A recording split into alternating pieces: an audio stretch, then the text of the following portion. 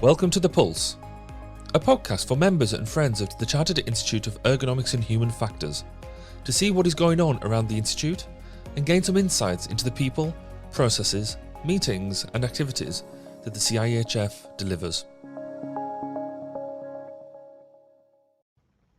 And welcome to this episode of The Pulse from the Chartered Institute of Ergonomics and Human Factors. My name is Barry Kirby and I'm joined by Ben Peachey. Ben, how are you doing? How's your past couple of weeks been? It's been good, thanks. Been really good and really busy, as we'll get on to. But yeah, great to see you again.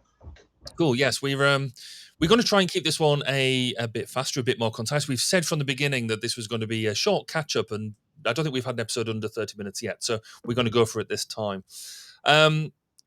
In the past couple of weeks, then it's been a busy time, but yet it feels quieter in many ways now because of some of the things that we've been up to. We've done the crazy stuff, and now it's trying to get the day-to-day business stuff done. But the last Friday was the CIEHF Awards, and it was fantastic. It was great to host this. I co-hosted it with Tina Worthy, and for me it was brilliant because Tina does all the work in the background. Tina and the team do the work in the background. I largely show up, put my best frock on, and I read the script that Tina provided. Tina did say I had a brilliant opportunity to ad lib as much as I wanted, which was fantastic. That amount of freedom, as long as my mic was off when I did it, which was good fun. But I would just sort of say that huge congratulations to the winners, but also the nominees, and I guess more fundamentally as well, the people who actually nominated people to come and do this, because without them nominations, the awards don't happen. So we'll see how that goes. Also, this was on an online version, as we've had since through the pandemic and since the pandemic, and really keen to get your feedback on how that works for you. Do you like having it online, or would you like to see it in another format? Would you like to see it face to face again, either as a separate event or part of the annual conference as it used to be? So if you've got thoughts on that, let me know, and we can take all of that into account. Ben, what have you been up to? Have you been has it been manically busy, or you've been just chilling out, drinking cocktails by the bar? Well, I was chilling out yesterday. I had a day off yesterday, which was very nice, which I spent with my father. So it was good to sort of catch up with him. But yeah, so been busy, but as you said, as we reported on, we have things like the council meeting, exec meeting at the beginning of this month. So May was very busy leading up to that, but this month has been more about sort of getting on with stuff. So it's been sort of very rewarding. But I would like to start with a sort of an outside of the Institute's story. So last weekend was the summer fair at my children's primary school. So I've got my children are 4 and 6 years old, so I volunteered to sort of help on that. And the two people I was working with were both healthcare professionals who were parents at the school as well, and one who I knew and one who I was meeting for the first time. And what was really interesting, during the day we got a chance to talk about the things that we do and we're up to. And one of them is a clinical psychologist who works for an NHS trust in East London. And one of the things she's working on at the moment is how sort of the clinical psychologist teams can work more closely and more collaboratively with physical care teams. And I'm sure all human factors people know, when one looks at these things holistically, we can have better outcomes for patients. But she was an example of one of those healthcare professionals who didn't really know what human factors is or what the profession is, and that there are human factors practitioners that can help her. And I guess those of you working in health will please know I was sort of espousing the value of human factors, and I'm going to be sending her a couple of articles. Whereas the other person was a consultant in intensive care, working in sort of more locally to me in South London at the King's College Hospital, and he was very aware of human factors. And I sort of actually sort of mentioned the sort of the clinical human factors group, and he goes, "Oh yes, I know Martin Bromley and the story of Elaine Bromley." And it was so that was sort of heartening to hear that there was someone who did know of human factors and the value it adds. So I just wanted to share that because as I go on my journey, it really helps bring home what I've learned, to be honest, which is, if we take that sector, there's been good progress made, but there's a lot more to do. And interestingly, I've been talking with Paul Bowie and Mark Sujan and others and Iris on my team about getting a group of healthcare people together to sort of almost workshop what we can do in that sector. So that's one of the things I've been working on, is almost sort of pulling my notes together from that. So yes, that was it. That was exciting. And so in terms of other things, so Iris on the team, she had done a couple of interesting outward facing things I wanted to share, which is really good. So she was invited to attend a meeting of the Catch UK Human Factors Group up in Grimsby recently. So Catch UK is a sort of group of members, organisational sort of companies who come to us on engineering, renewables and energy, but there are human factors people that work in that. So they have a human factors group, and it was really great that they invited us along. And Iris sort of spoke to them a bit more about the work that we're up to, how we can support their work, and it was just really good to have that collaboration. I think at the last Pulse, I recall I mentioned that I'd had a similar meeting with some human factors leaders in the rail sector.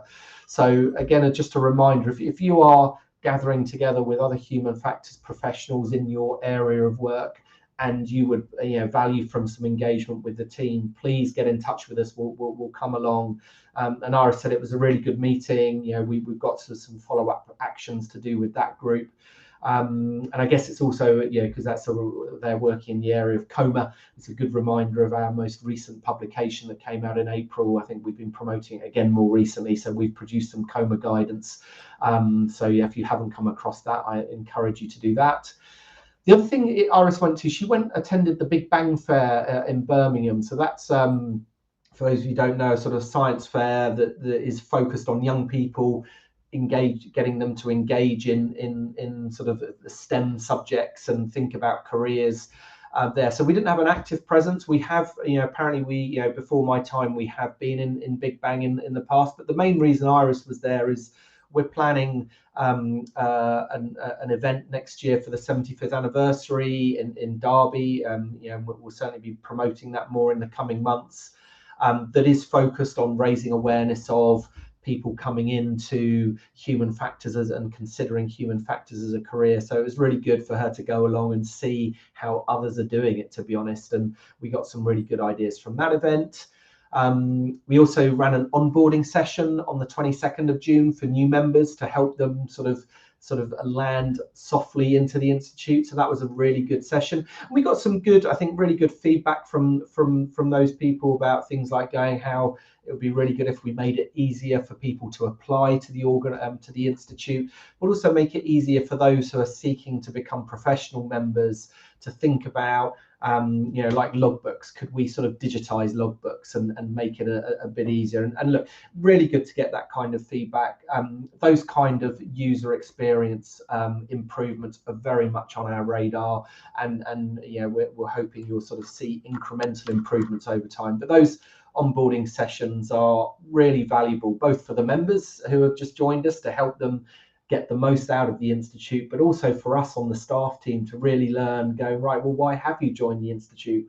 What do you want to get out of it? And make sure we're offering what they can, what they want from us, to be honest. So that's been really good. Elsewhere, making very good progress on the learning pathways. So we're working with a group of practitioners in the construction sector. So the level 1 learning pathway for the construction sector is now completed. We're continuing our work on the nuclear learning pathway, and we've also been working on some sort of learning modules that are sort of what we're calling sort of one-off modules that you can dip into. So we've been working on a workspace design learning module and a human reliability one, and we're looking to sort of have those available for members certainly in the next 4 to 6 weeks. So we're very excited about getting that sort of our learning management system launched, and for members to sort of get their sort of teeth into it. So that's exciting.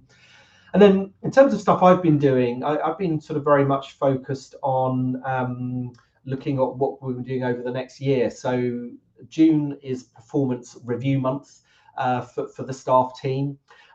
We've actually developed a new performance review template. So we've all of the team have been working on what their objectives will be for the coming 12 months, and very much tying that with the work plan that we've got.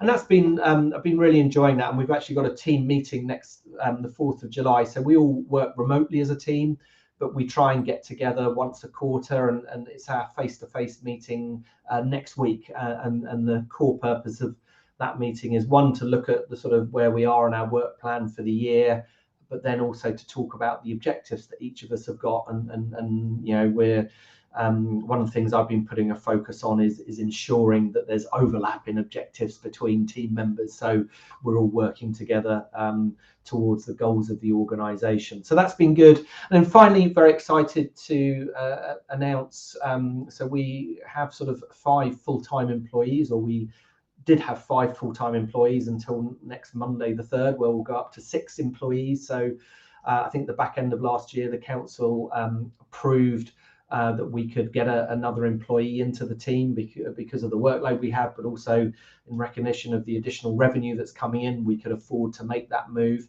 And Paige Southard, who some of you would have met at the conference earlier this year. So we took Paige on as a temporary staff member to help us out in a busy period in the first part of the year, but with a view to going, if that worked out, they, you know, that person could be right for a full-time role. And that also bought us the time to really build out the role description. So Paige, her job title is sort of customer service manager. So she's very much focused on dealing with the member inquiries that come in, but she's also supporting Iris and organising all of the regional and sector groups and meetings that happen, and we'll come back later to a couple of those going on. But Paige, again, those of you who went to the dinner will remember her as having the best singing voice in karaoke, and I've just been blown away. She's, you know, sort of a young professional. She's come in as a temporary staff member, but she's been so proactive. You know, she had the confidence to get up on stage at this first conference that she was, and I think she'd only been working with us 2 or 3 weeks at the time. But the other thing that really impressed me about her is that, you know, I think during the conference, I sort of said to her, oh, you know, how's the conference been going? And she said, oh, I've been having really good conversations with members, and I've been asking them about the value they get out of membership. And I think for someone new on the team, who wasn't even on the team at that stage, that was just brilliant, to be honest. So yeah, anyway, that's a long-winded way of saying, yeah, just really excited that Paige is coming on board full time. So she's now an employee as of next Monday, and she was really pleased about that as well. So, you know, so that's really good to see. And with the sort of the frameworks we're putting in place around having objectives and things, you know, I'm really confident that we're going to help her really grow as a professional, and we're also going to benefit greatly from her presence as well. That's fantastic. And I was going to sort of point out, if anybody was unaware just exactly who Paige was, was the fact that she was the one who could actually sing and was allowed to complete songs as opposed to get Tina kicking them off the stage.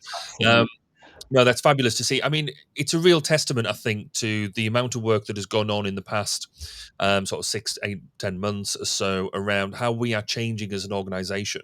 Because I think maybe from an outward-facing piece, it might feel like maybe not that much has changed, but in the background, everything has been done with a small number of staff, a small staff team, and everybody working at, I would say, about 150%. You know, everybody's doing everything and getting things done. The amount of effort that's gone into, certainly, like I say, of this past period, to make the organisation, I guess, more professional, more organised, which sounds an odd thing to say, but because we're growing and we're growing in our expectation, we're growing in our output, we need to have this sort of thing in place to enable us to grow, to enable us to be better. So I think the amount of work that you've been doing in the background is absolutely fantastic. Look, So, yeah, I appreciate that, Barry. I just want to add, and I think, you know, one of the things it is that, yeah, the Institute has been victims of its success. I mean, you know, I was working in a different member body during COVID, and, you know, I know everyone's working lives, but the member the member association sector almost went through an existential challenge through the COVID crisis, because, you know, many member organizations were so focused on face-to-face engagement, and, you know, I keep saying it, real kudos to the team, because during that COVID period, they achieved so much and did lots of new things, and almost had to sort of reinvent things. Is that we absolutely then needed this sort of period to then sort of make sense of it and get all of that into an organized framework, because it was very much just sort of seat of the pants stuff, and done really well. But yeah, I'm glad, really pleased that you're recognizing that, and as I say, I think the staff team are doing a great job of just sort of, as you say, becoming a more sort of efficient and effective organization that will deliver more value back to the members. Cool, that's fantastic. So, in that vein, then we've got next 2 weeks coming up before we can record this again. What's in the diary for the next 2 weeks? Yeah, so three key things I just wanted to mention. So two are sort of sector group meetings. So on the 6th of July, the healthcare sector group are having a meetup.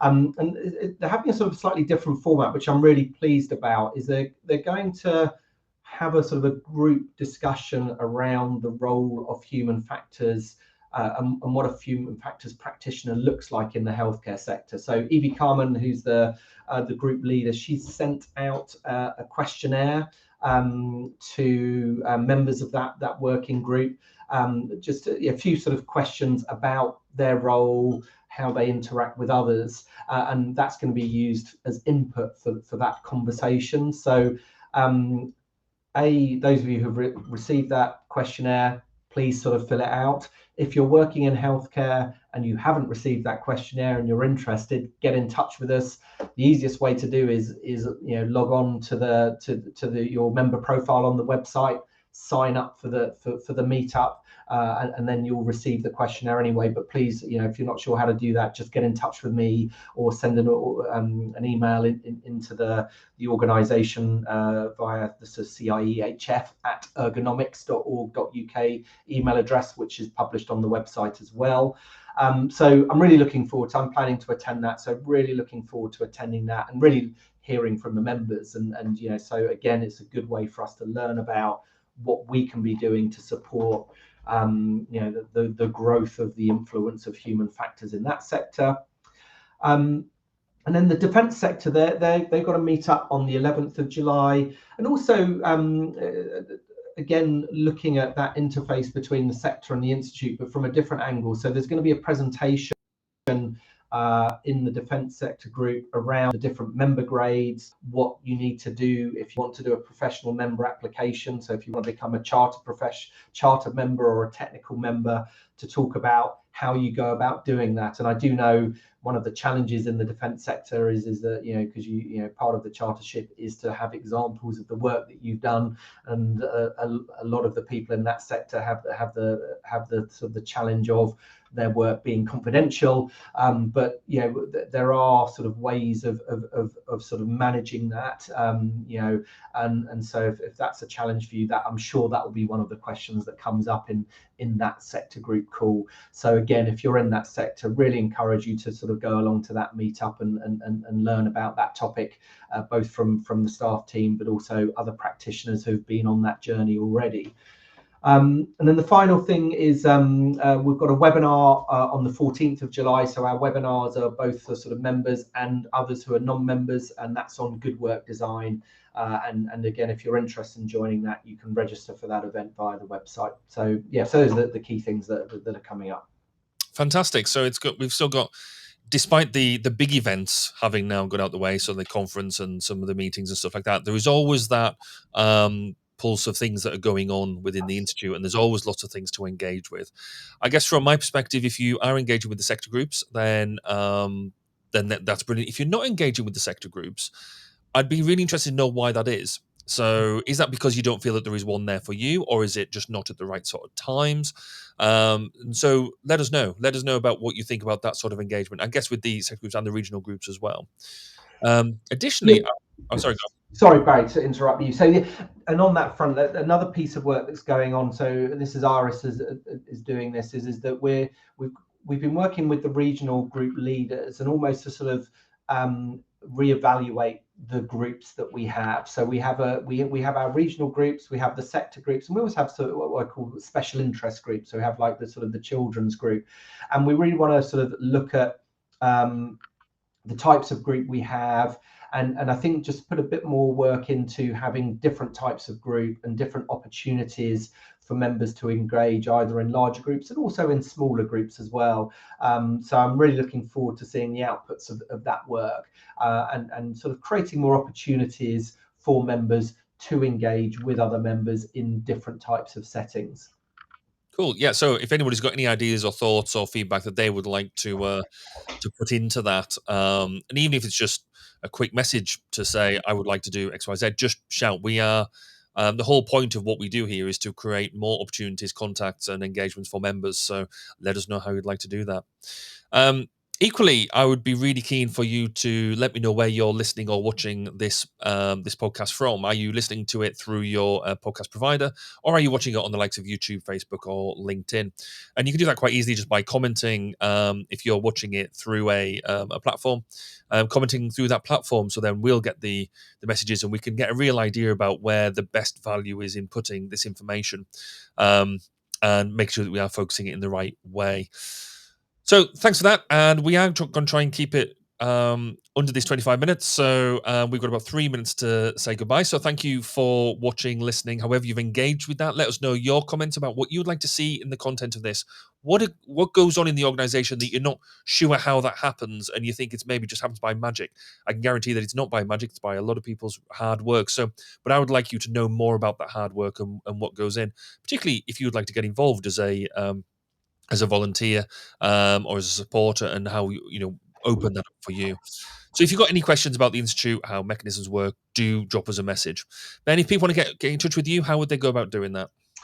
So yes, so they can email me at b.peachey, that's Peachey, at ergonomics.org.uk, or you can send a message via our website, via our sort of CIEHF email address that I mentioned earlier, or you can find me on LinkedIn.